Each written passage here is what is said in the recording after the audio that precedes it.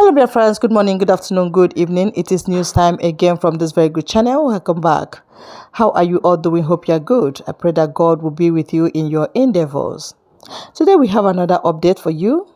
And I want you to, after listening to it, you drop your opinion and suggestions you have so that Biafra will be free. And that's just it. Okay, let's go there. Nnamdi Kanu maintains that any court within the Nigerian legal jurisprudence that subject him to further trial has committed the act of terrorism because violating international laws and treaties bordering on extradition and extraordinary rendition him down to Nigeria from Kenya is an illegality that no country should benefit from. So despite the rescheduled trial to commence a first trial slated for 21st of March, about a few days from now, Nnamdi Kanu has maintained his position that any court that wants to subject him to further trial is a terrorist and should be considered as such under the Nigerian Terrorism Prevention Act. And another lawyer affirmed that position, saying that the continued trial of Nnamdi Kanu is illegal by the Nigerian government. Anybody standing in trial or coming to try me is a terrorist. That's what their law says. As simple as not me. As simple as that. Section 2, subsection 3F of Terrorism Prevention and Prohibition Act. That's what it says. Any court considered to try me is committing an act of terrorism. Yes. Very clear. You cannot violate a treaty that Nigeria entered into and then come to trial that very person is not done anywhere in the world. So you must be aware of that. So that is why there is all these ridiculous delays. That is what Supreme Court said. I did not jump there. My home was invaded. They came to kill me and I survived. They came to kill me, to kidnap me, brought me back to this country and seeking to try me, which the law says cannot happen. You cannot violate a treaty that Nigeria entered into and then hope to stand on that illegality to conduct a trial is not done anywhere in the world. Thank you very much. Until now, when you are talking about Nnamdi Kanu, you are talking about a great leader. We have seen him afar. He's a great leader. He have shown it. He have done what is expected from a leader.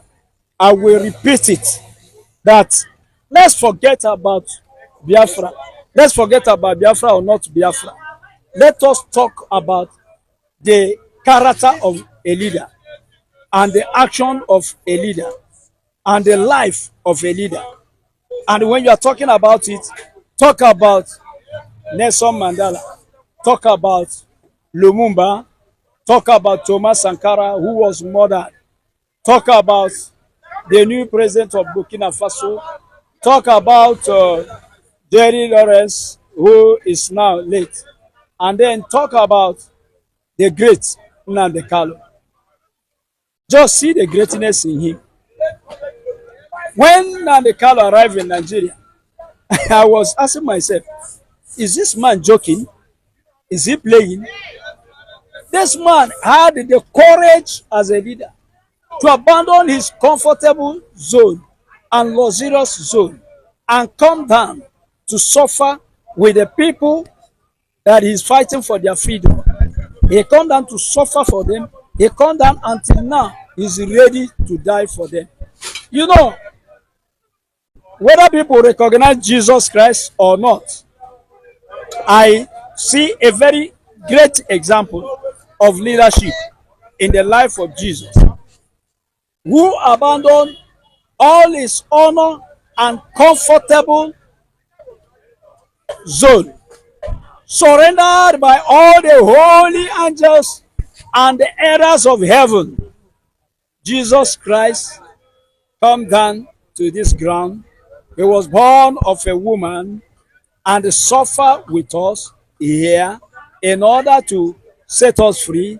He gave his life, he gave his blood to save the people he wants to lead and people he wants to save. And that's the example that is used all over. And I don't say that Nnamdi Kanu have the level of Jesus, no, but he acted like a great leader because he didn't stay in UK eating and drinking and seeing his people suffer. He came down to suffer with them. He came down to do more than anybody that is fighting for freedom by accepting all sort of incarceration, all sort of suffering and pain, all sort of insult, all sort of mockery, all sort of, suffering in the prison to save his life. And until today, as a leader, he is not ready to offer luxurious life to himself by compromising and being set free. That's what is called a leader. I'm talking about that aspect. I say let's forget about the fact that he's fighting for freedom. Let's talk about his person. He is a great leader to start with. And the worst part or the best part of it is he's never ready to compromise. He knows how to differentiate money and from freedom. Freedom is freedom, money is money. He push money aside and they talk about freedom. But the rest of leaders, what are they doing? They expose their people onto suffering for their own luxurious life. What is going on all over? That's what we are seeing. So Nnamdi Kanu has all his courage. To start with, he was set free by the court, discharged and acquitted. I asked myself, what is he still doing there? Who is detaining him there? If court is said discharged and acquitted, you take your way home. And what he said is true. I think the freedom of Nnamdi Kanu compromise so many things. Is putting fear on everybody. Let's be sincere. Everybody is afraid of that guy. So they are not only afraid of setting him free, they are afraid of what will happen after his freedom. Because I don't think he will go and sleep on what Kenya did. When they arrested him in Kenya, Kenya was a great country, and not I don't say great. I congratulate citizens of Kenya. They run, they surrender and say, why should you treat a human being like that? So to push the crowd out, they say he's a terrorist. And when people heard that he's a terrorist, everybody was discouraged.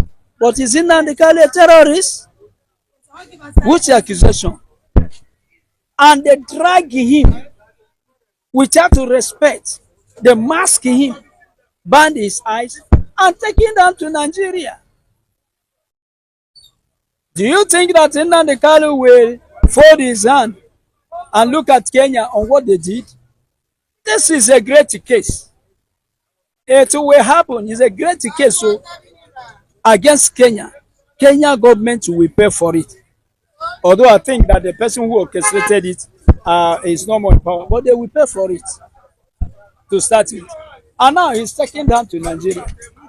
I repeat myself by telling you, court have judged the case. All allegations was removed, and they say discharged and acquitted. All the judges were tired of this case. I'm telling you, judges were tired.